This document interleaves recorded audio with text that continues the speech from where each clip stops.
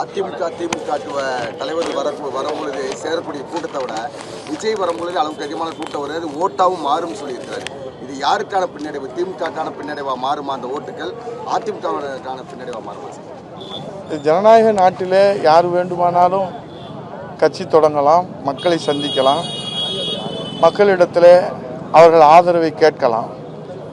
ஆனால் இதுவரை 75 ஆண்டுகள் திமுக, 52 ஆண்டுகள் அனைத்து இந்திய அண்ணா திராவிட முன்னேற்ற கழகம், 100 ஆண்டுகள் பாரதிய ஜனதா கட்சி, சுதந்திரம் பெற்ற கட்சி காங்கிரஸ் கட்சி என்று பல்வேறு தியாக வரலாறுகளோடு இந்த மக்களுக்கு சத்துணவு திட்டம் தந்தது, மடிக்கணினி தந்தது, ஆலயங்கள் தோறும் அன்னதான திட்டம் தந்தது, பெண்கள் காவல் நிலையம் தந்தது, அதே போன்று தொட்டில் குழந்தை திட்டம், பெண் சிசு கொலையை தடுக்க திட்டம் தந்தது என்று ஒரு தியாக வரலாற்றோடு தான் அண்ணா திராவிட முன்னேற்ற கழகம் களத்தில் நிற்கிறது.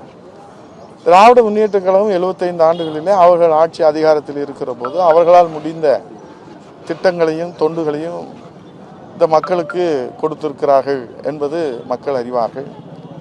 ஆகவேதான் நிரந்தர வாக்கு வங்கிகள் கொண்டிருக்கிற இயக்கமாக இன்றைக்கு அண்ணா திராவிட முன்னேற்ற கழகம் முதலிடத்தில் இருக்கிறது. அதைத் தொடர்ந்து திமுக, பாரதிய ஜனதா கட்சி, காங்கிரஸ் கட்சி, எல்லா கட்சிகளும் களத்திலே நிற்கிறார்கள். அவை புதிதாக வந்தவர்கள் பரீட்சையை எழுதாமல் நான் பாஸ் ஆகி விடுவேன் என்று சொல்வது அவருடைய நம்பிக்கை. அது வரவேற்கக்கூடியதாக இருக்கலாம். ஆனால் பரீட்சை எழுதட்டும், அவர் என்ன மதிப்பெண் பெறுகிறார் என்பதை பார்த்துவிட்டு பிறகு அதை குறித்து நாம் விவாதித்தால் அது சரியான விவாதமாகவும் ஆக்கப்பூர்வமான விவாதமாகவும் இருக்கும். இப்போதுதான் அவர் படித்து கொண்டு இருக்கிறார். பரீட்சை எழுதி அவர் மதிப்பெண் பெற்றதற்கு பிறகு அது குறித்து நாம் பதில் சொன்னால் அது சரியானதாக இருக்கும் என்று நாங்கள் நம்புகிறோம்.